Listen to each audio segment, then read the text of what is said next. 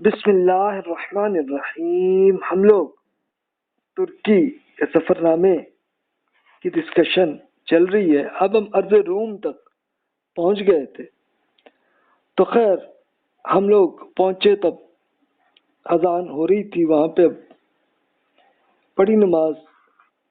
تو یہاں اللہ کا شکر ہے کہ کوئی ہوٹل ڈھونڈنے کی ہمیں کوئی زیادہ تکلف کرنا نہیں پڑا، کیونکہ روڈ کے کنارے پر ایک ہوٹل نظر آ گیا جس پہ ریسٹورنٹ لکھا ہوا تھا. تو یہ جناب خیر ہم رکے یہاں پہ. تو اب دیکھا تو یہاں پہ ریسیپشن پہ مامور صاحب جو ہیں وہ نماز پڑھ رہے تھے. تو ہمیں بھوک لگ رہی تھی. تو خیر اب ہم یہاں جا کے ریسٹورنٹ پہ بیٹھے. تو اب کچھ محسوس ہوا کہ جیسے ہم ایران میں آ گئے. اس سے پہلے اہل ترکی مجھے پاشا کہہ کر پکار رہے تھے، اور ایران جیسے علاقے پہ آئے تو اب مجھے آغا قرار دیا. یعنی یہ کیا تھا کہ جو بھی ملتے تھے تو عزت کے طور پہ آغا کہنے لگے. اچھا ترکی والے پاشا کہتے تھے. تو یہ پاشا کی زبان میں زیادہ ایک سٹیٹس کانشیس کرنے کے لیے یہ استعمال ہوتا ہے. تو ہوٹل میں ایک کاؤنٹر پہ ایک بہت بارش ترک تشریف فرما تھے اور مجھے مسکراہٹ کے ساتھ ویلکم کا. تو اب کھانے کا تھا تو میں نے کہا کہ زیادہ بہتر ہے کھانے کو ہم خود دیکھ لیں تاکہ پھر یہ اپنے کام کی چیز ہی آئے. تو سامنے نظر آیا تو سبزی گوشت کا انتخاب سامنے آ گیا. میں نے کہا کہ یہ لگتا ہے کہ کسی حد تک پاکستان سے ملتا جلتا کھانا لگ رہا ہے. تو یہ شکل ایسے لگ رہی تھی اور اس کے ساتھ صحیح طرح سے چپاتی بھی مل گئی اور اچھا آرام سے کھانا کھایا. اچھا اور اس کے بعد پھر ہوا کہ ہوٹل میں کمرہ لینے کے لیے کہا. تو خیر دیکھا تو بڑا معقول قسم کا لگا. ارض روم مشرقی ترکی کا سب سے بڑا شہر مشرقی ترکی کا ہے. مغرب میں تو استنبول ہے نا، لیکن مشرق میں یہ سب سے بڑا شہر ہے. اور اس پر بھی ہسٹری میں 4000 قبل مسیح کے علاقے کا، یعنی اب سے 6000 سال پرانے فوسلز یہاں پہ بھی ملے. شہر کے نام کی وجہ یہ ہے کہ مسلم حکومتوں نے مشرقی اناتولیا کے علاقے کو فتح کیا تو ان کی سرحدیں اس شہر تک آ گئی تھی. یہ حضرت معاویہ رضی اللہ عنہ کے زمانے تک ہے. یعنی ان کی حکومت جب تھی تو ترکی کا یہ جو مشرقی علاقہ ہے تو فتح ہو چکا تھا. اور اب یہ ارض روم جو ہے یہ شہر جو ہے یہ آخری مسلمانوں کا آخری شہر بن گیا اور اس کو انہوں نے ارض روم کا نام شہر کا یہ رکھا انہوں نے. ورنہ یہ اس سے پہلے رومی سلطنت کا یہ آخری شہر ہوتا تھا. یعنی معاویہ رضی اللہ عنہ کی فتح سے پہلے یہ صورتحال تھی.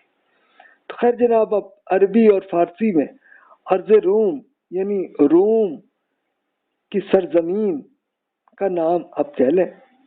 ارض زمین، روم کی زمین، تو اس لحاظ سے یہ مشہور ہوا.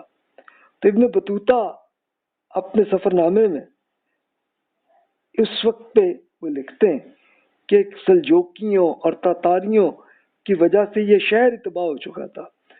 تو وہ جس وقت وہ گزرے ابن بطوطہ یعنی وہ آئے تھے 1340 کے زمانے میں. وہ فرماتے ہیں کہ ہم مڑ کر ارض روم شہر پہنچے. یہ عراق کے شہروں میں ایک شہر ہے جس کا رقبہ بہت زیادہ ہے.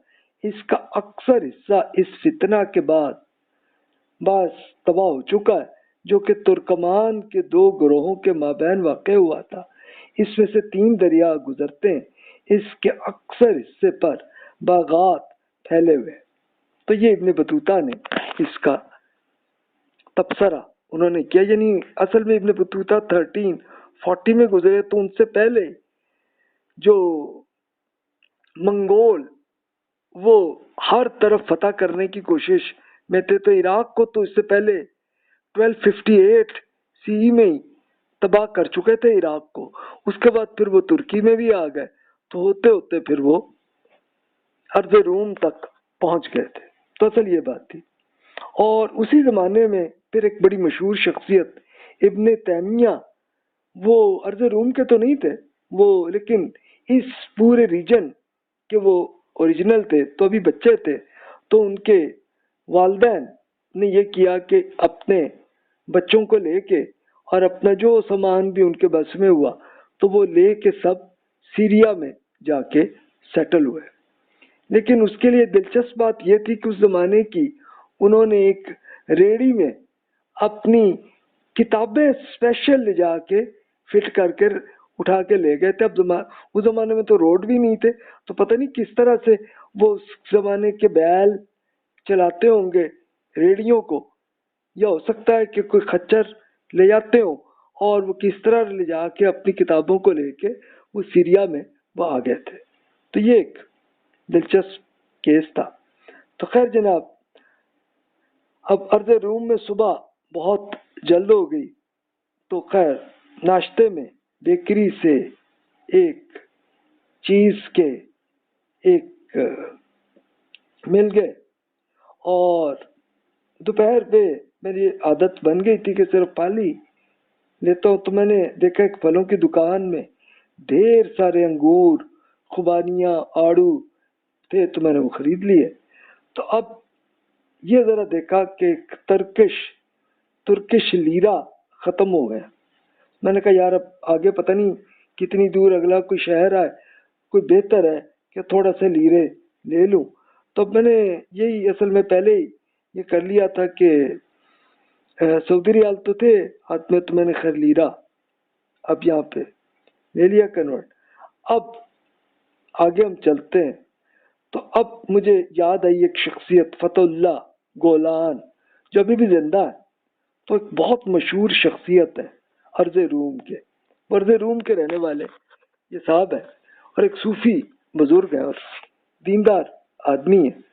تو گولان صاحب جو ہے، فتح اللہ گولان صاحب، بہت ڈیپتھ کے ساتھ انہوں نے سوشل سائنسز کی بھی اسٹڈی کی، اور پھر ترکی میں ایک اسلام پسند تعلیمی تحریک کا کیا. اور پھر انہوں نے یہ کیا کہ جس وقت کافی حد تک آزادی جب دیندار لوگوں کو ہوئی تو انہوں نے بہت سارے سکولز اور کالج بنائے.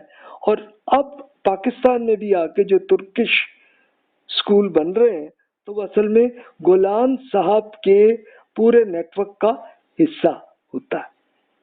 تو اس لحاظ سے سب سے مشہور شخصیتوں میں سے یہ محمد فتح اللہ گولان زیادہ مشہور شخصیت ہے. تو اصل میں ہوا کیا تھا کہ انہوں نے پوری ڈیٹیل سے پڑھا لکھا اور پھر دینی دعوت بھی پہنچاتے رہے. اور پھر جس وقت کافی حد تک جب دیندار لوگ انڈیپینڈنٹ ہوئے تو پھر انہوں نے ایک میڈیا بھی، ایک ٹیلی ویژن کا سلسلہ بھی شروع کر لیا، اور پھر ایجوکیشن کا پورا نیٹ ورک انہوں نے پورے ترکی میں پھیلا دیا. اچھا، پھر بیچ میں جب اسٹیبلشمنٹ نے ان کو جلا وطن بھی کیا تو پھر وہ امریکہ میں بھی آ کے رہے، لیکن ابھی بھی ان کے فالوورز بہت بڑی تعداد میں ترکی میں. تو اس لیے ان کا جو ایجوکیشن کا اور چینلز کا نیٹ ورک ہے وہ ابھی تک چل رہا. تو اس طرح سے وہاں پہ ہے. اور یہ ازبکستان صاحب جو ہیں یہ انہی سے متاثر ہے. تو خیر اب بڑا لمبا سفر تھا، آئل چینج کرنا تھا. تو خیر اب میں نے کہا چلو یہ بھی شہر ہے، تو دیکھا ایک جگہ پہ سروس اسٹیشن پہ، اور اس پہ تو یہاں پہ برٹش پیٹرولیم کے ایک آئل وہ لے کے آ گئے، اور انجن میں موجود تیل نکالے بغیر ہی گاڑی میں ڈالنے لگے. میں نے ان کو کہا کہ بھائی یہ کیا حرکت ہے، لیکن اب ظاہر ہے ان کو ہماری زبان کون سی آنی تھی. اتنے میں ایک دوست سامنے وہ انہوں نے بلا لیے، تو ان کو کچھ انگلش آتی تھی. تو ان کو اب میں نے پوری بات کی تو انہوں نے پھر پوری تفصیل سے لے کے بتایا کہ جناب اس کے لیے آپ کو نیچے سے نٹ کھولنے کی کوئی ضرورت نہیں ہے کہ یہ یورپی گاڑی ہے. تو اس کے لیے اس کا طریقہ اس طرح سے ہوتا ہے کہ آپ اوپر سے یہ آئل کرتے ہیں تو جو اس کا جو پرانا آئل ہے تو اس کو اس کے لیے آٹومیٹیکلی اس طرف سے الگ سے نکل جاتا.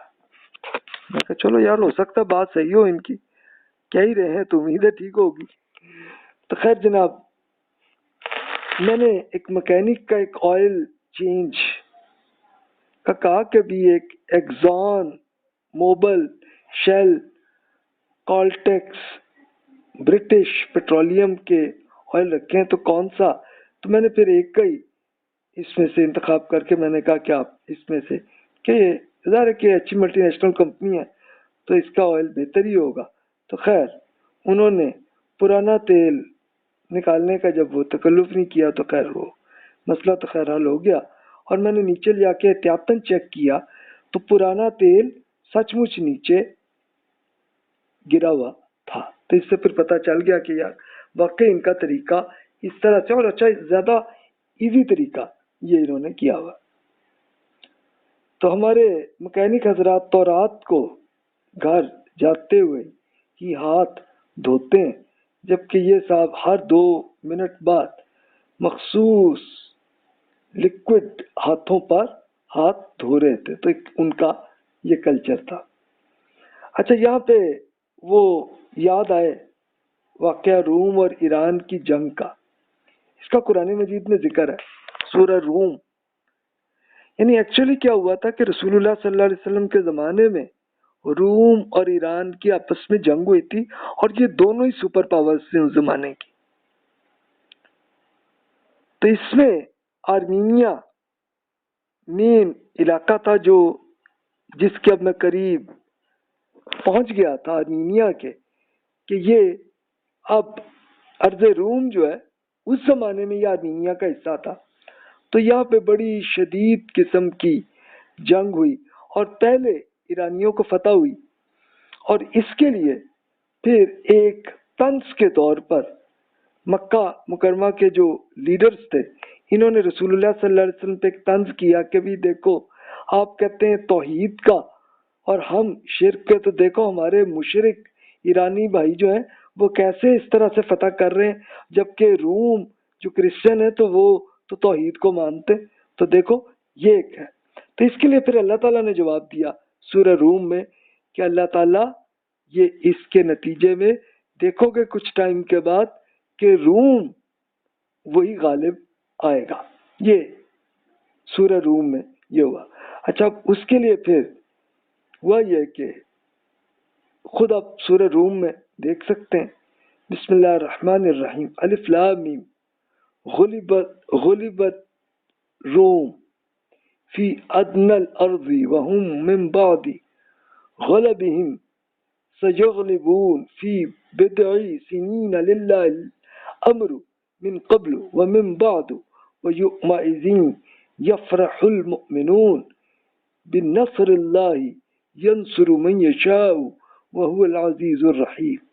رومی قریب کے سرزمین میں مغلوب ہو گئے اور ابھی اس مغلوبیت کے بعد چند سال میں وہ غالب ہو جائیں. اللہ ہی کا اختیار ہے پہلے بھی اور بعد میں بھی، اور وہ دن وہ ہوگا کہ جب اللہ کی بخشی ہوئی فتح پر اہل ایمان خوشیاں منائیں گے. اللہ جس کی چاہے مدد فرماتا ہے اور وہ زبردست اور مہربان ہے. تو جب یہ آیات نازل ہوئی تو مشرکین مکہ نے مسلمانوں پہ بڑا مذاق اڑایا کہ دیکھو بھی تم کہتے ہو کہ یہ خدا کا قرآن ہے تو یہ کیا بات ہوئی، یہاں فتح تو پوری ایران کی ہو رہی ہے اور تم یہ کہاں سے کر رہے ہیں بات پوری. لیکن پھر اس کے بعد پوری ڈیٹیل سے مودودی صاحب نے اپنی تفسیر میں ڈیٹیل سے روم اور ایران کی ہسٹری کو پڑھ کے انہوں نے ایک ایک چیز کو ڈیٹیل سے بتایا کہ اس کے لیے ابھی تو ہو گیا تھا طرابلس لیبیا تک ایران کی فتح ہو گئی تھی اور ایجپٹ تک بھی فتح ہو گئی تھی. اچھا، اب جو قیصر تھا، قیصر یہ روم کے بادشاہ کا ٹائٹل تھا، اور خسرو جو ہے وہ ایران کے بادشاہ کا ٹائٹل تھا. تو قیصر نے خسرو سے ایک پورا اپنے ایلچی کو بھیج کر ایک عاجزی سے کہا کبھی میں ہر قیمت پر صلح کرنے کے لیے تیار ہوں. تو لیکن خسرو بہت ایک زیادہ تکبر رکھتا تھا. وہ کہتا کہ قیصر کو اس وقت تک ایمان نہیں دوں گا جب تک وہ زنجیر کے ساتھ چلتا ہوا آئے اور میرے آگے آ کے سجدہ کرے، تو تب جا کے میں کروں گا. تو قیصر کو جب یہ پتا چلا تو پھر اس کو ایک بہت اس پہ آیا غصہ، اور پھر وہ اپنے قسطنطنیہ جو استنبول، اب یہاں سے نکل کے وہ تیونس میں جا کے سیٹل ہوئے. اور پھر اس کے بعد انہوں نے پوری ایک تیاری کرنے کے بعد پھر کی، اور زبردست جنگ کرتے کرتے انہوں نے لے جا کے چند عرصے میں کتنے، یہ 2-3 سال کا ایک سلسلہ بس چلا، اور 3-4 سال کے بعد روم کی فتح ہو گئی. اور 623 میں آرمینیا انہوں نے فتح کی، جو کہ اب ارض روم میں موجود تھا. تو ارض روم اب تو ترکی میں، آرمینیا الگ ملک بن گیا، لیکن اس زمانے میں یہ آرمینیا کہلاتا تھا.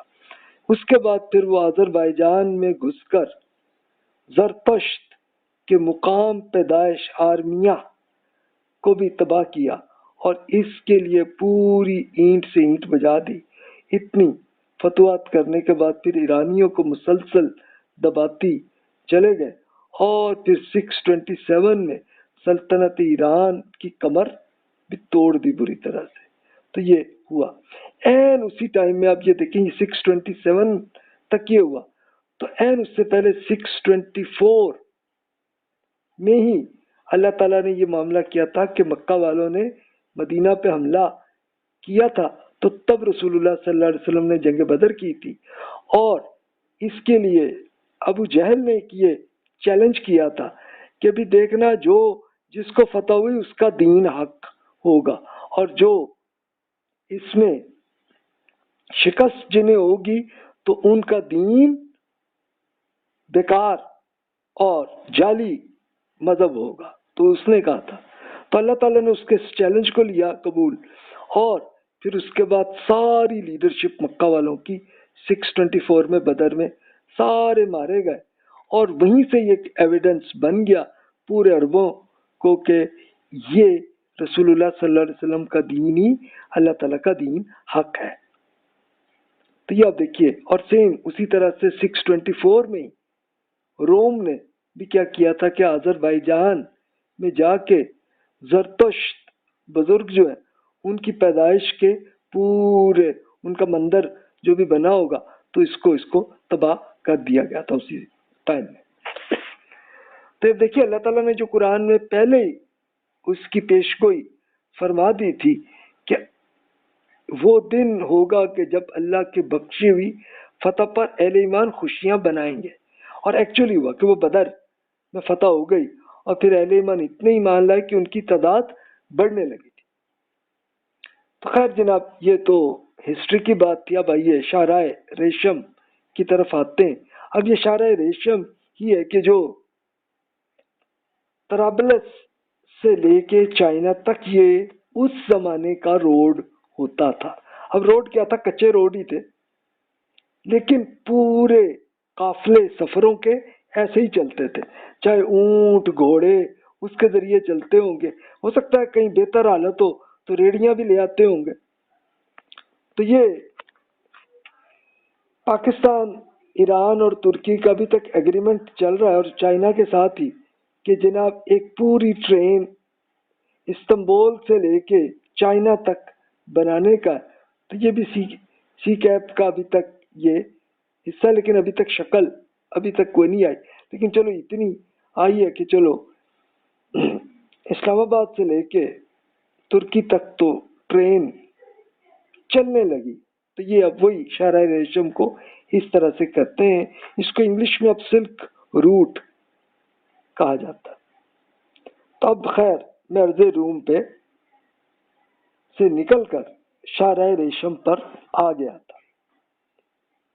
تو یہی اصل میں وہ رستہ ہے کہ جو یہاں سے ترکی سے ایران میں آتا ہے.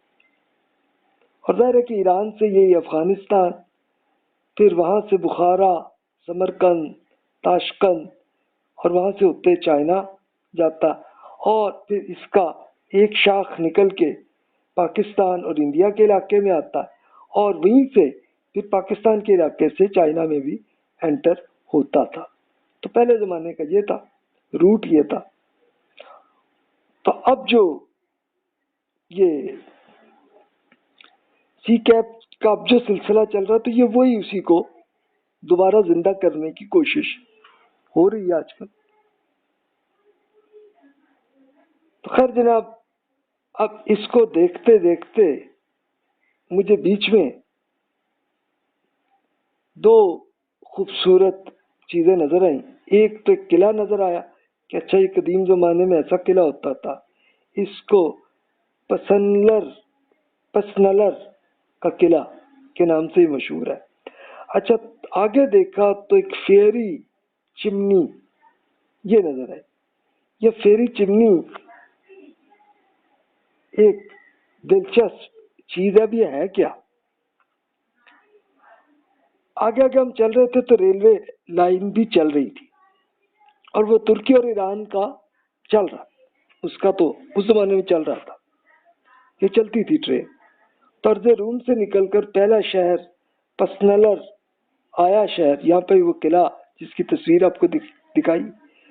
تو یہاں پہ آتش فشانی مادہ پر مشتمل کونز تھی. یہ کونز ہے جس کو فیری چمنی کہتے ہیں. تو یہ ایکچولی یہ ہوا یہ تھا کہ جب وہ آتش فشانی جب کبھی ہوئی تو اس میں سے یہ شکل کونز کی بن گئی.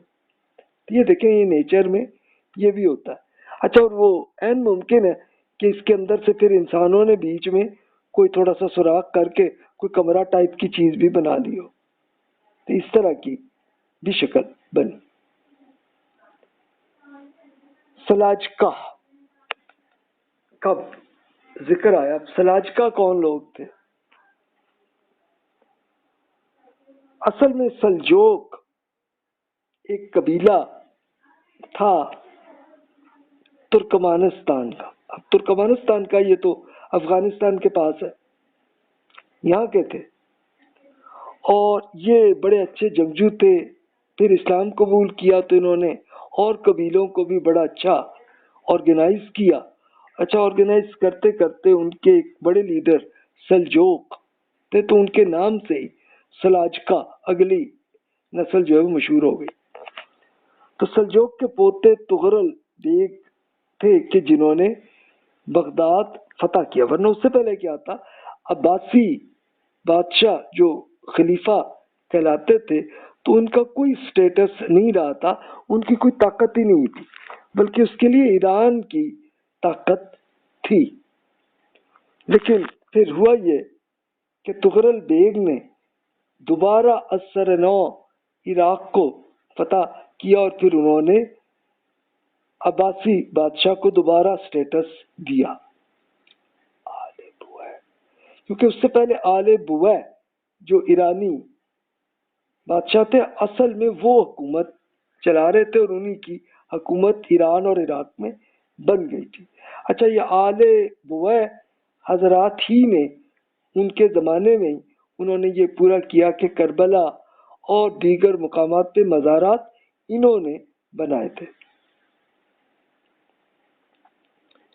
اچھا سلجوقی حکمران علم کے دل دادا تھے، اور وہاں سے پھر ملک شاہ ان کے ایک مشہور شخصیت وزیر اعظم گزرے. تو ان کے لیے ملک شاہ صاحب نے یہ کیا کہ ہر شہر اور علاقے میں ایجوکیشنل انسٹیٹیوٹ بنائے. تو انہی کی ایجوکیشن نیٹورک کے لحاظ سے آپ سمجھ سکتے ہیں کہ کتنی اہم ترین شخصیت وہ گزرے. یعنی اب یہ کب 1050 کے زمانے میں انہوں نے یہ کیا، پورا ڈیولپ، ایجوکیشن کو بہت ڈیولپ کیا. اچھا، وہاں سے ہوتے ہوتے یہ سلجوق قبیلے کے حضرات، انہوں نے کافی حد تک یہ ہوا کہ وہ ترکی تک بھی آ گئے اور ترکی کے علاقے کو بھی انہوں نے فتح کیا. تبھی اب یہ فصل دیکھ لیں کہ یہ برج سلجوقیوں نے اس زمانے میں برج ایسا بنایا تھا. تو ذرا یہ دیکھیں، یہ دریائے آرس کہلاتے ہیں. آگے اب سیدھے چلتے آئے سلک روٹ میں تو خراسان اگلا شہر آیا. اس کو خراسان نہ کہیے گا، خراسان افغانستان کا پرانا نام ہے، لیکن یہ خراسان ہے ترکی کا یہ شہر. تو یہ کردستان کا حصہ تھا، اس لیے کہ کرد وہ لوگ ہیں کہ جو آپ نے کبھی میڈیا میں آپ نے سنا ہوگا کہ کردی بہت زیادہ بغاوت کر رہے ہیں. اچھا، وہ ترکی، ایران، عراق تینوں میں وہ پہلے میں، اور یہ اصل میں قبیلے ہیں. تو وہ اصل میں یہ چاہتے ہیں کہ اب تک انڈیپینڈنٹ ملک بن جائے. تو اس کے لیے ایک ان کی تحریک آزادی ان کی مسلسل جاری ہے. اچھا، وہ عراق میں آپ کو زیادہ اس کی شکل آئے گی کیونکہ وہاں پہ ٹیررزم اور یہ سب کچھ بھی آیا، کیونکہ کرد حضرات کو ہی صدام حسین نے گیس کے ذریعے ہزاروں لوگوں کو جاں بحق کیا تھا. تو خیر، اب یہ کرد علاقہ تھا، اس کو کردستان وہ کہتے ہیں. کرد حضرات اسے کردستان کہتے ہیں کہ وہ چاہتے ہیں کہ ہمارا کردستان ملک بن جائے. تو اس کی وہ ہے. تو اب وہاں پہ اس پورے علاقے میں گزرتے ہوئے دیکھا ہر طرف ملٹری کے بہت سارے کینٹ جو ہے وہ بنے ہوئے تھے اور بڑے اسٹیبلشڈ اور قلعے جیسی شکل میں بنے ہوئے تھے. خیر جناب، یہ ایک صورت تھی کردستان کی. اچھا، ہم چلتے چلتے ایک آخری ایک شہر آیا جو کہ ایک صوبائی دارالحکومت کہلاتا ہے. یہاں دیکھا کہ جدید فلیٹس بھی بنے ہوئے تھے. تو اب میں نے احتیاطاً ایک صاحب سے ڈوگو بایزید کا پوچھا تو انہوں نے ایگزیکٹ رستے سے بتا دیا مجھے. یہاں پہ ایک صاحب بس کے انتظار میں تھے تو لیکن بس نکل گئی تھی. مجھے اس کا افسوس تو ہوا، میں دل سے سوچا کہ یار ان کو میں لے چلوں، لیکن پھر فیملی بھی ساتھ تھی تو میں احتیاط ہی کر رہا تھا. اتنے میں دیکھا ایک اور بس آ گئی. میں نے کہا چلو شکر ہے کہ یہ صاحب چلے جائیں گے اپنے.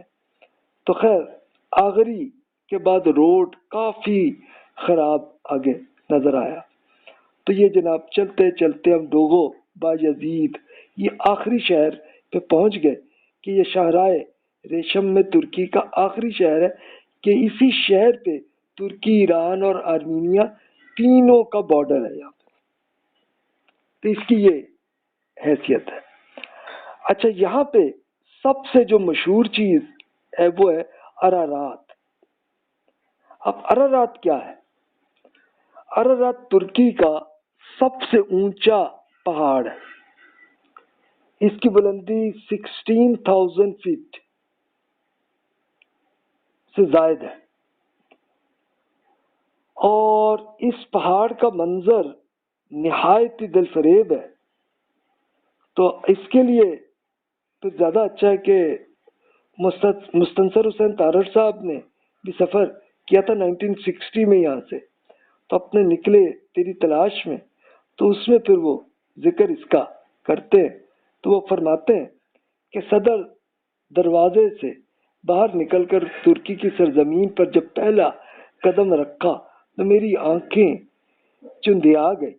میرے سامنے خنک چاندی کی چمکتی ہوئی ایک دیوار کھڑی تھی.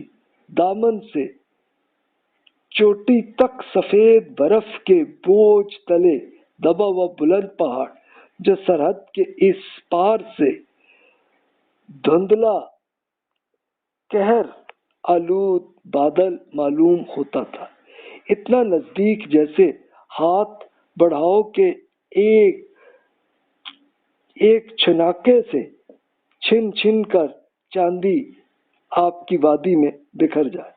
یہ کوہ ارارات تھا۔ روایت یہ ہے کہ طوفان نے نوح علیہ السلام کے بعد حضرت نوح علیہ السلام کی کشتی اسی پہاڑ کی چوٹی پر لے جا کے لنگر انداز ہوئی تھی۔ اب کشتی کہتے ہیں، لیکن میرا انالیسس یہ ہے کہ وہ پورا اچھا خاصا سمندری جہاز ہی تھا حضرت نوح علیہ السلام کا۔ اب ارارات کی پہلو میں بے شمار چوٹیوں نے سر اٹھا رکھے تھے، لیکن سبھی خشک اور ویران اس مقدس پہاڑ کی عظمت کا اقرار کرتے ہوئے سر بسجود۔ اب یہ تارڑ صاحب نے جو بھی کیا ہوگا، کوئی نماز پڑھی ہوگی، کچھ کیا ہوگا، اس نے ذہنی رکھنا چاہیے۔ تو خیر جناب، یہ سچویشن تھی۔ اچھا، تارڑ صاحب وہی بتاتے ہیں کہ میں نے ارارات کی چوٹی کو دیکھ کر اشارہ کر کے لوگوں سے پوچھا کہ بھی یہاں پہ یہ کس موسم میں یہ برف پگھلتی ہے۔ اس نے بتایا کہ ارارات کی برف کبھی نہیں پگھلتی، یہ ایسی ہے۔ تو خیر جناب، یہ ایک سچویشن ہے، اور وہ ابھی بھی آپ اس کو چیک کر سکتے۔ آپ گوگل میپ میں آپ چلے جائیں ارارات میں تو یہ ہے۔ اچھا، اس میں 700 سال پہلے مارکو پولو بھی یہاں سے گزرے تھے، تو وہ بھی اس میں کہتے ہیں کہ آرمینیا کی قلب میں ایک نہایت بلند پیالہ نما پہاڑ ہے کہ جہاں پہ حضرت نوح علیہ السلام کی جو کشتی یہاں پہ لنگر انداز ہوئی تھی۔ یعنی یہ ایکچولی قرآن مجید میں بھی یہی ذکر ہے اور بائبل میں بھی یہی ہے، تو اس لیے کرسچنس بھی مانتے ہیں اور مسلمان بھی مانتے ہیں۔ تو یہ ہے، اور اس کے لیے پھر یہ مشہور یہی ارارات پہاڑ وہ ہے۔ تو خیر جناب، میں نے تو ان کا ذکر کیا، میں اپنا دیکھتا ہوں، مجھے تو پہاڑ کی چوٹی مکمل طور پہ بادلوں میں ڈھکی ہوئی تھی۔ تو اب یہ سچویشن تھی۔ اب تھوڑا سا ذکر حضرت نوح علیہ السلام کا کر لوں۔ اس کے لیے پھر زیادہ اچھا ہے کہ قرآن مجید میں ہی میں ترجمہ عرض کر دیتا ہوں کہ جس میں حضرت نوح علیہ السلام نے سورہ ہود کے اندر اب دیکھیں کہ کیسے انہوں نے سٹرگل کی تھی۔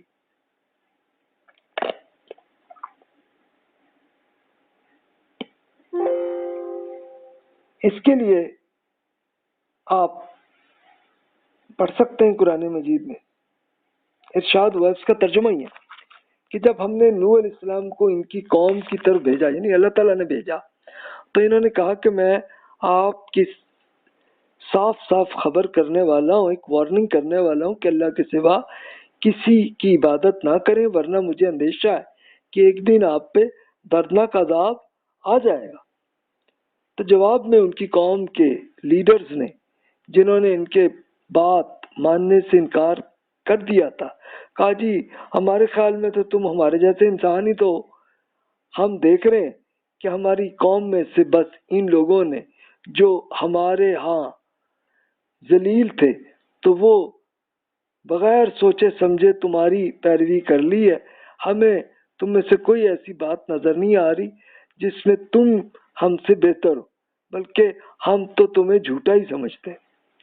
نوح علیہ السلام نے فرمایا کہ میری قوم دیکھو، میں نے تو اپنے رب کی طرف سے آفاق اور نفس کی روشن دلیل پر میں قائم تھا، اور اس نے اپنے پاس سے مجھے رحمت نبوت عطا فرمائی ہے۔ اب اگر آپ یہ نظر نہیں آ رہی تو ہم آپ میں سے اسے ماننے پر کیسے مجبور کر سکتے ہیں؟ اے میری قوم، میں اس کام کے بدلے میں آپ سے کوئی مال بھی نہیں مانگ رہا، میرا اجر تو صرف اللہ تعالیٰ کے ذمے ہے۔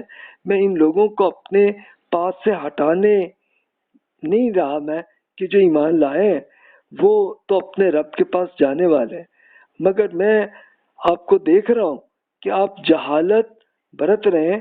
اے میری قوم، اگر میں ان کمزور اہل ایمان کو دھتکار دوں تو اللہ کی پکڑ سے مجھے کون بچائے گا؟ آپ سمجھ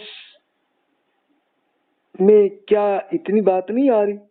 میں آپ سے یہ نہیں کہتا کہ میری پاس اللہ کے خزانے ہیں، نہ یہ کہتا ہوں کہ میں غیب کا علم رکھتا ہوں، نہ میں یہ دعویٰ کرتا ہوں میں کوئی فرشتہ ہوں، نہ میں یہ کہتا ہوں کہ جنہیں آپ کی آنکھیں حقارت سے دیکھتی ہیں انہیں اللہ نے کوئی بھلائی نہیں دی، ان کی نفس کا حال اللہ ہی بہتر جانتا ہے، اگر میں ایسا کہوں گا تو ظالم ہوں گا۔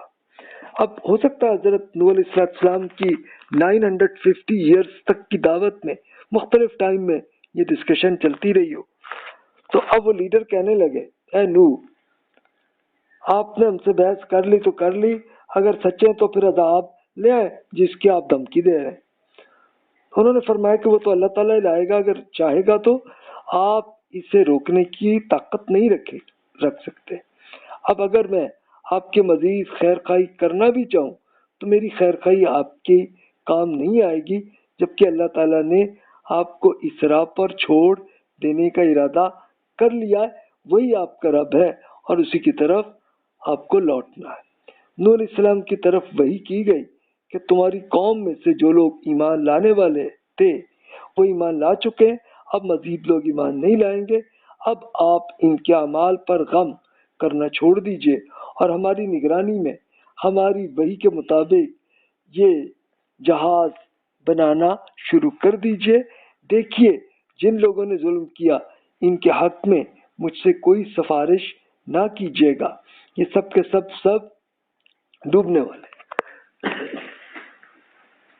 اب حضرت نوح علیہ السلام جب جہاز بنانے لگے تو ان کے جو لیڈر وہاں سے گزرتے تو وہ ان کا مذاق اڑاتے ہیں، یہ کیا بنا رہے ہیں بھی، اگر تم ہمارا مذاق اڑا رہے ہو تو پھر ہم لوگ بھی اسی طرح تمہارا مذاق اڑائیں گے، ان قریب تمہیں علم ہو جائے گا کہ کس پر وہ عذاب آتا ہے جو اسے رسوا کر دے گا اور کس پر وہ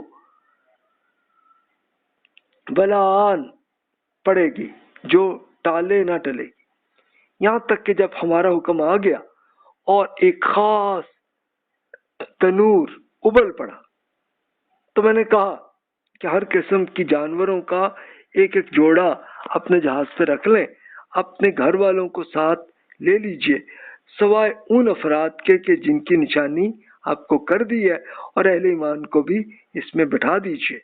نوح علیہ السلام نے اس میں سوار ہو جانے کا سب کو فرمایا، اللہ کے نام کے ساتھ ہی اس کا چلنا بھی ہے اور ٹھہرنا بھی، میرا رب بڑا غفور و رحیم ہے۔ یہ وہ دعا ہے کہ جو ہم لوگ بھی جب کشتیوں میں بیٹھتے ہیں تو یہی کرتے ہیں۔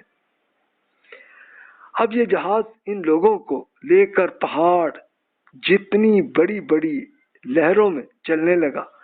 نوح کا ایک بیٹا دور فاصلے پر تھا۔ نوح علیہ السلام نے پکار کے کہا بیٹا ہمارے پاس آ جاؤ، ان کفار کے ساتھ نہ رہنا۔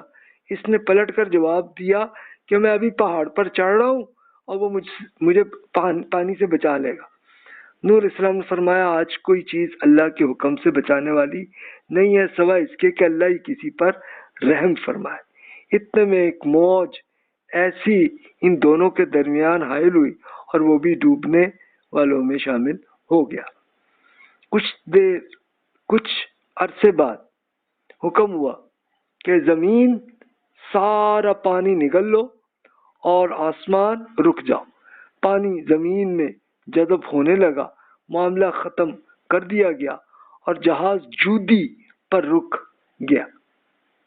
اب کہہ دیا گیا کہ دور ہو گئی ظالموں کی قوم۔ نوح نے اپنے رب کو پکارا، اے رب میرا بیٹا بھی میرے گھر والوں میں سے تھا، آپ کا وعدہ سچا ہے اور آپ سب حاکموں کے سے بڑے اور بہتر حاکم تو آپ ہیں۔ فرمایا اے نوح وہ آپ کے گھر والوں میں سے حقیقت میں نہیں تھا، وہ تو ایک بگڑی ہوئی شخصیت تھی، لہذا آپ اس کی درخواست نہ کریں جس کی حقیقت کا آپ کو علم نہیں ہے۔ میں آپ کی نصیحت کرتا ہوں کہ جاہلوں جیسا رویہ اختیار نہ کیجیے گا۔ انہوں نے عرض کیا میرے رب میں آپ سے پناہ مانگتا ہوں اس لیے کہ میں وہ چیز مانگوں کہ جس کا مجھے علم بھی نہیں ہے، اگر آپ نے مجھے معاف نہ کیا اور رحم نہ فرمایا تو میں برباد ہو جاؤں گا۔ اللہ تعالیٰ کا حکم ہوا کہ نوح اتر جائیے، ہماری طرف سے سلامتی اور برکتیں آپ کے لیے اور ان گروہوں کے لیے جو آپ کے ساتھ ہیں۔ کچھ گروہ ایسے بھی ہیں کہ جن کو ہم کچھ مدت کے لیے سامان زندگی بخشیں گے، پھر انہیں دردناک عذاب آ پہنچے گا۔ تو سیمپل تو یہ ہوا کہ حضرت نوح علیہ السلام کی پوری قوم ماری گئی۔ تو حضرت نوح علیہ السلام کی اس سے یہ پتہ چلتا ہے کہ وہ عراق اور ترکی کے پوری لوکیشن میں یہاں پہ وہ رہتی تھی اور وہ ساری ماری گئی، اور ان کا جہاز جو ہے وہ جودی پہاڑ پر گرا، اور بائبل میں اس کو ارارات کہتے ہیں۔ تو یہ ایک ہی پہاڑ کے دو نام ہیں، تو یہ لے جا کے اس میں سیٹل ہوئے۔ تو جناب اس سے آپ یہ دیکھ سکتے ہیں۔ تو خیر جناب، اب حضرت نوح علیہ السلام کا یہ ذکر ہوا، تب دیکھیے کہ یہ فوسلز ہیں کہ جو این اسی ارارات جودی پہاڑ کے اوپر پہ یہ موجود ہے۔ آپ ابھی بھی چیک کر سکتے ہیں، دیکھ سکتے ہیں۔ اچھا، میرے کیس میں تو یہ تھا کہ اب یہ اتنا اونچا پہاڑ ہے اور ہے بھی مسلسل برف، تو اس کے لیے پھر کوئی اسپیشلسٹ آدمی ہی جا سکتا ہے۔ اور یہ آیا کون؟ یہ رشین لوگ آئے تھے، انہوں نے لے جا کے یہ فوسل سامنے کیا، پھر اس کے لیے پورا کاربن چیک کر کے دیکھا تو یہ اراؤنڈ 70,000 سال سے پرانا فوسل موجود ہے۔ تو خیر جناب، یہ تو میری ڈسکشن تھی۔ تو اب میں نے دیکھا ایک ہوٹل میں، تو دیکھا تو بہت ساری بسیں رکی ہوئی ہیں اور ایرانی زائرین نکل نکل کے دیکھ رہے تھے۔ تو اب ان سے کچھ تھوڑی سی ڈسکشن ہوئی تو پتہ چلا کہ یہ اصل میں یہ لوگ سیریا میں زیارتوں کے لیے جا رہے تھے۔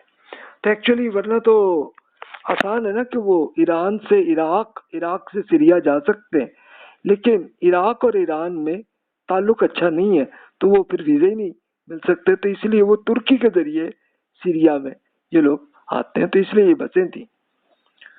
تو خیر ہم لوگ ڈوگو بایزید شہر میں گئے تو ایک طویل بازار تھا، تو ہم لوگ اسحاق پاشا کا محل دیکھنا چاہتے تھے ہم لوگ، کیونکہ میں نے یہ پڑھا تھا ایک بک میں کہ اسحاق پاشا سرائے کا ایک یہ خاص تھا۔ تو اصل میں چیز یہ دیکھنے کی تھی کہ یہ سرائے کیسی ہوتی تھی، یعنی پہلے یہ محل کو سرائے کہا جاتا تھا ترکی زبان، تو بھی اس کا کیا ایڈوانٹیج کیا تھا۔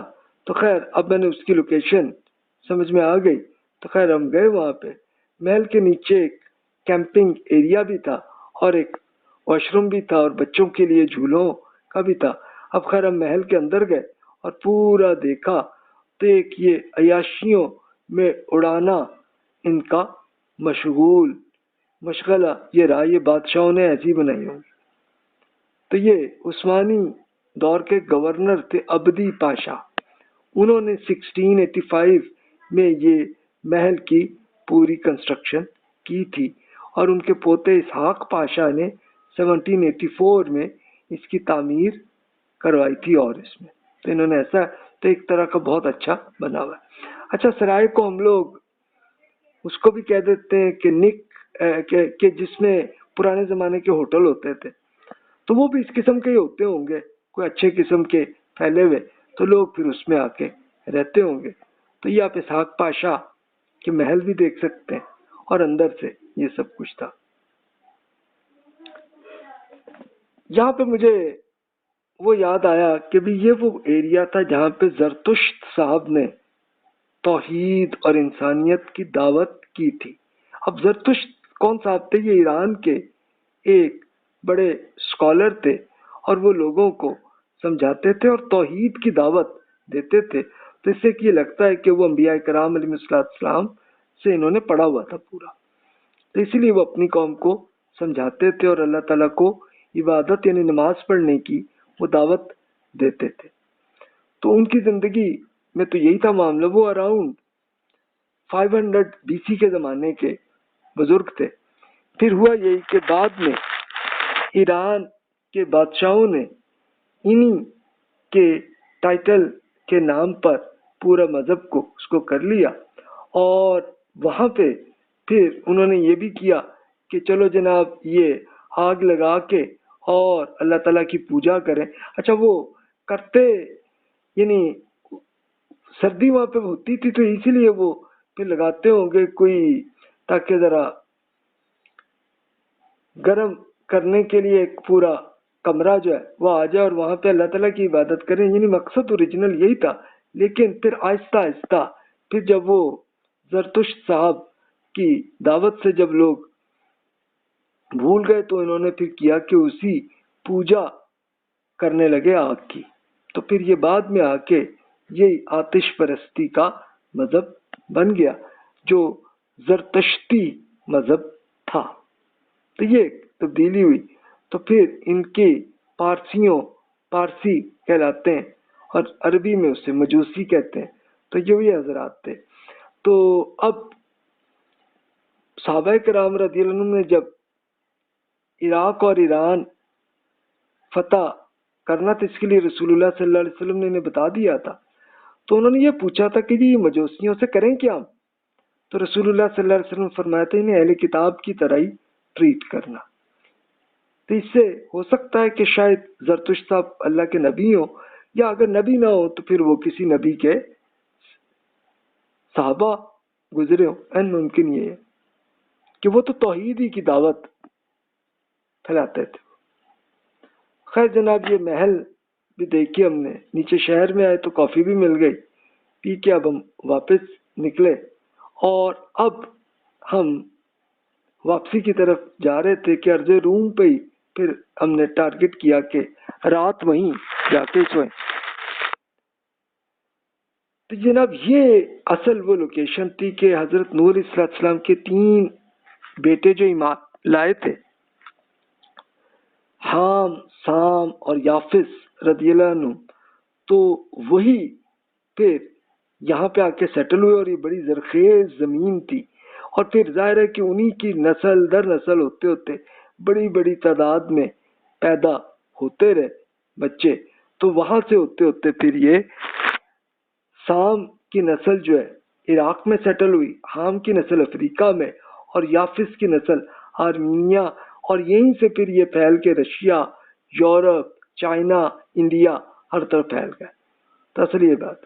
اچھا انڈیا کی ہسٹری آپ خود پڑھیں تو اس میں آپ کو یہ آئے گا کہ یہ جو راجپوت حضرات ہیں تو یہ آئے تھے آرمینیا سے، تو آرمینیا سے آ کے پھر وہ سیٹل ہوئے تھے، تو اس سے وہ بھی یافس رضی اللہ عنہ کی نسل سے ہی ہیں، تو وہ آئے یہاں پہ۔ تو جناب یہ ایک پوری سچویشن اس طرح سے ہوئی۔ اچھا اس میں ایک مجھے تھوڑا سا اندازہ میں نے لگانے کی کوشش کی، میں نے کہا کہ یار آبادی کیوں اتنی بڑی ہوگی؟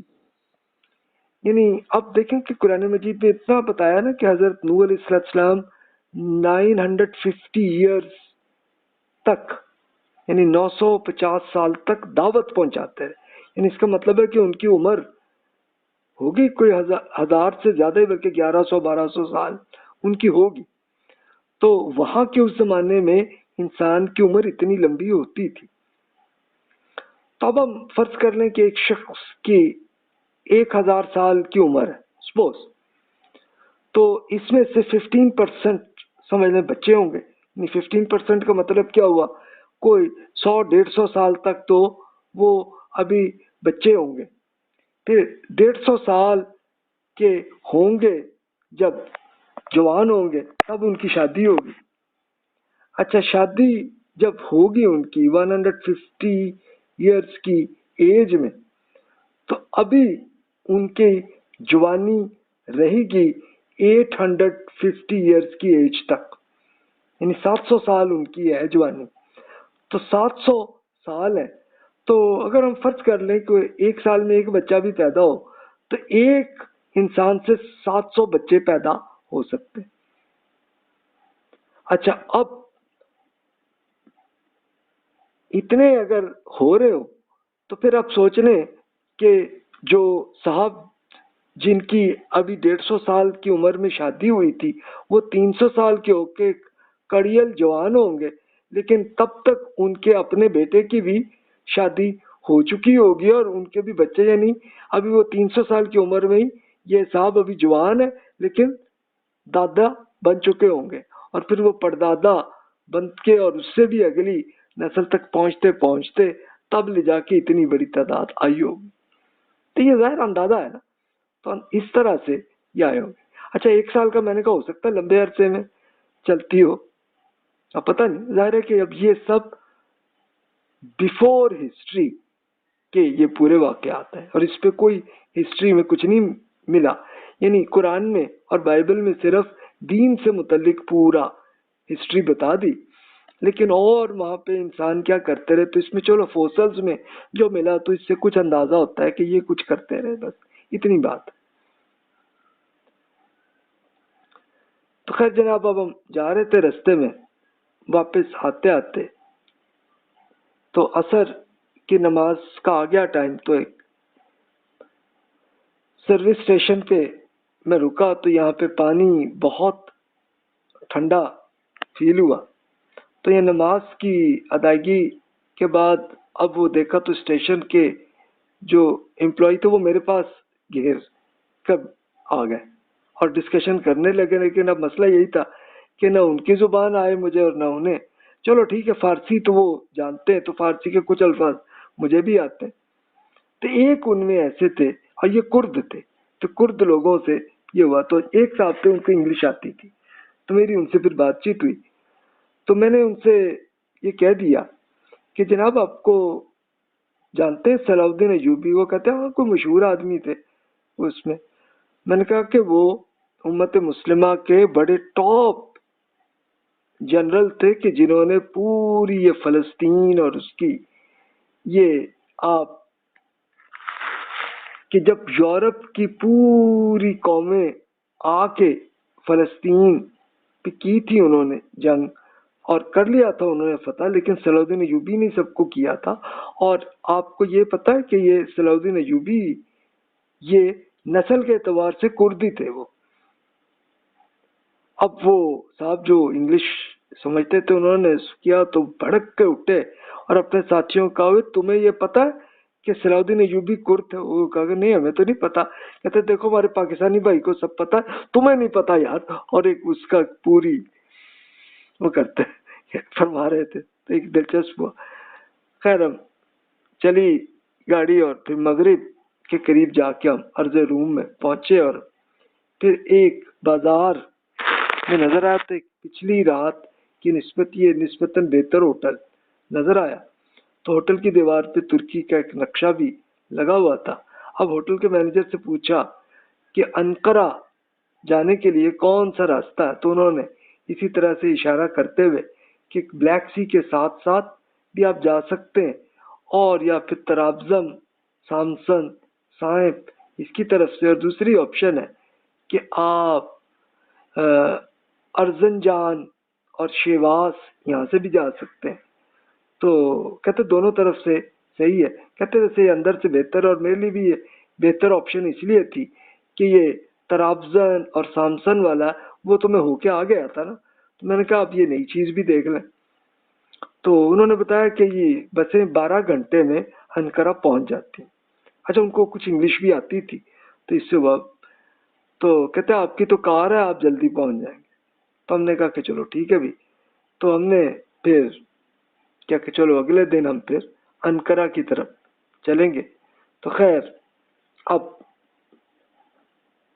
صبح ناشتے میں ہوٹل کے ساتھ ریسٹورنٹ میں ہم پہنچے اور وہاں پہ ایک صاف ستھرا ریسٹورنٹ تھا. ایک ترک انکل اور آنٹی بھی بیٹھے تھے.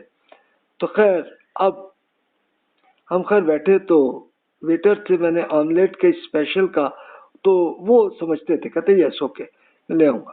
اچھا اب لے کے جب آئے تو معلوم ہوا کہ 3 تھالیاں اٹھا کے لائے اور اس میں ہاتھی کے کان سے بھی بڑے انڈے اس میں لگے ہوئے. اب میں حیران، میں نے کہا یہ کون سا انڈا؟ تو اب ماریا روٹی کے بغیر انڈا کھاتی تھی تو وہ کھائے، لیکن اب ہم لوگ کھا کے وہ انڈا ختم ہی نہیں ہو رہا. تو بمشکل ہم تینوں نے مل کے 2 انڈے تو ختم کیے، ایک رہ گیا تھا، ایک کو ہم نے کہا پیک کر لیا، چلو پھر بیچ میں اگر ضرورت پڑی تو وہاں کھا لیں گے. اب میں نے کہا کہ یہ کون سا کوئی شیطانی انڈا لگ رہا ہے کہ جو ہم کھا بیٹھے، تو یہ اس میں یہ ہے کس کا، یہ کس جانور کا، کوئی شتر مرغ کا ہے یا کس کا ہے؟ تو میں اب سوچ رہا تھا اس کا. تو اب اس کے لیے ہم آپس میں ڈسکشن کر رہے تھے کہ یہ کیا چیز ہے. تو میں کہا بطخ کے انڈے اتنے بڑے نہیں ہوتے ہیں، لیکن مرغی جیسے تھوڑا مائنر سا بڑا ہی کہہ رہے ہیں، اس سے زیادہ تو نہیں ہوتا. تو خیر آگے ہم گئے تو ایک سپر مارکیٹ میں دیکھا تو باقاعدہ ترکی کے انڈے وہاں پہ تھے، اور اس میں دیکھا تو ایک وہ ترکی جو پرندہ ہے اس کے انڈے تھے جو وہاں پڑے ہوئے سامنے نظر آ رہے تھے. تو سمجھ میں کہ یہ ترکی کہ ترکی جب پھیلتا ہے اس کا جسم تو آج بڑا ہوتا ہے، تو پھر انڈے بھی بڑے بڑے آ جاتے ہوں گے. اچھا ناشتے کے بعد خیر ہم نکلے تو جانے سے پہلے میں نے کہا کہ ذرا ارض روم کی کچھ بیسک چیزیں دیکھ لیں. ایک میں نے کہا کہ ذرا ایک پرانا محلہ ٹائپ کا دیکھوں کہ وہ کیسا ہے. ہوٹل سے نکل کر مین روڈ پہ آئے اور مین گلی میں آئے اور میں گاڑی رائٹ کی تو یہاں پہ ایک گاڑی کے ڈرائیور نے چہرے سے ایک سنگین تاثرات سے اشارہ کیا کہ بھی غلط ٹریفک کی طرف سے تم آ رہے ہو، چلان ہو جائے گا. میں نے کہا اچھا، مجھے سمجھ آ گیا اس کا. میں نے اس کو ٹھیک کر کے آگے آیا تو ٹریفک کا نظام پورا آن لائن اس کا ہے. تو خیر اس زمانے میں بھی ایسا ہی تھا. تو خیر ایک تنگ گلی کے پاس خیر گاڑی روکی اور میں نے کہا دیکھوں ذرا ان کا ایک جو پرانے محلے کیسے ہیں. تو خیر نظر آیا ایک سیاہ رنگ کی ایک مسجد نظر آئی، اور مسجد چھوٹی سی تھی اور اس پہ بھی قاسم پاشا جامع رکھا تھا. جامع سے مراد کے کوئی اسکول کوئی مدرسہ ہوتا ہوگا. 1657 سی کا زمانہ بھی لکھا ہوا. خیر مسجد کی حالت کافی مخدوش ہو چکی تھی کہ بہت پرانی تھی اس کی. اب لگتا ہے کہ یہ کوئی غریب محلے کا کچھ تھا تو اس کی کوئی بہت اچھا مینٹین نہیں کیا، ورنہ ترکی میں اکثر مسجدیں بڑی اچھی مینٹین ہوتی ہیں. مسجد میں اب دیکھا بچے قرآن پاک کی تعلیم حاصل کر رہے تھے اور ان کے استاد بہرحال ابھی اس ٹائم سامنے نہیں تھے. تو خیر بچے اپنی وہ کر رہے تھے. تو میں پکچر بنا رہا تھا اس مسجد اور اس کی، تو ایک بچے نے بھاگ کے آیا اور کہا کہ بھی یہ ایک اشارے سے آفر کی کہ پلیز میری بھی تصویر لے. میں نے کہا ٹھیک ہے بیٹا. میں نے پھر کر لی ان کی. تو پھر وہاں سے نکلے تو ماریہ کے لیے ایک آئس کریم وہاں پہ مل گئی اور تھوڑا سا آگے آ کے ارض روم کے ایک مشہور مدرسے تک ہم پہنچ گئے. تو مدرسہ کیا تھا کہ مدرسے سے مراد اسکول کہ یہ قدیم جب اسپیشلی مسلمانوں نے بس ایجوکیشن سسٹم بہت اچھا بنایا تھا تو ایسا تھا. تو وہ ایک قدیم مدرسہ تھا. تو اس کے اندر پارک تھا اور مدرسے کے اندر یوں شکل میں کمرے بنے ہوئے تھے جو ظاہر ہے کہ کلاس روم کی طرح ہوں گے، اور پھر درمیان میں گھاس سے بھرا ہوا لان تھا. ایک طرف مسجد تھی، مدرسے کے اوپر منزل بند تھی مگر نیچے سے نظر آ رہی تھی. کہا جاتا ہے کہ اناتولیا کا سب سے بڑا مدرسہ یہ تھا. تو یہ خیر دیکھا اور واقعی یہ بہت متاثر ہوا. اب یہ سلجوق سلطنت کی حکومت جب تک تھی تو انہوں نے یہ بنایا تھا، اور انہی کے وہ وزیر اعظم تھے شاہ صاحب کہ جنہوں نے یہ پورا ایجوکیشن کا نیٹ ورک بنایا تھا. تو یہاں پہ ایک سلجوق سلطان علاؤالدین ٹیکباد کی بیٹی تھی ہاندے خاتون، تو انہوں نے یہ مدرسہ بنایا تھا. یعنی ان کی جو آمدنی جو بھی ہوتی تھی تو اس کے لیے یہ اگلی نسل کی ایجوکیشن کا ایک پورا استعمال کرتے تھے. تو یہ ایک بڑی خوبی ان کی تھی. تو یہ جناب دیکھی ان کی میں نے اس طرح کی. تو یہ سلجوق جو یہ وزیر اعظم تھے نظام الملک صاحب، 1092 سی تک ان کی حکومت رہی.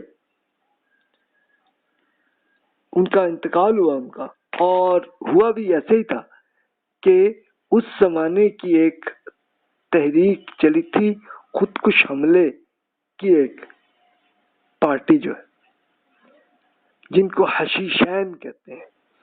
یعنی ان کے پیر صاحب نے وہ ایک طریقہ بنایا ہوا تھا. حشیش ایک ایسی قسم کی بھنگ تھی کہ اگلے نشے میں آتے اور ان کو کہتے کہ اگر تم میرے آرڈر پہ یہاں پہ یہ خودکشی کرو گے، پہلے فلاں بندے کو قتل کرو پھر خودکشی کرو تو تم جنت میں جاؤ گے. تو وہ کرتے تھے. تو اسی کے لیے نظام الملک صاحب بھی اسی طرح ہی جہاں بھاگ ہوئے تھے. تو جناب اس طرح کا یہ نظامیہ، یہ اصل میں نظام الملک کے نام سے نظامیہ کا یہ ٹائٹل آیا، جو بہت سارے مدارس کے نام بھی ہیں نظامیہ. تو اس طرح سے چلا کہ نظام الملک ایک امت مسلمہ کی ہسٹری کے ایک مشہور ترین شخصیت تھی، اور انہی کے کلاس فیلو امام غزالی تھے جو کہ سائیکالوجی کے سب سے بڑے اسپیشلسٹ گزرے ہیں. اور وہیں کے ان کے کلاس فیلو ایک اور بڑے سائنسدان تھے عمر خیام، جو کہ سائنس کے بڑے اسپیشلسٹ تھے.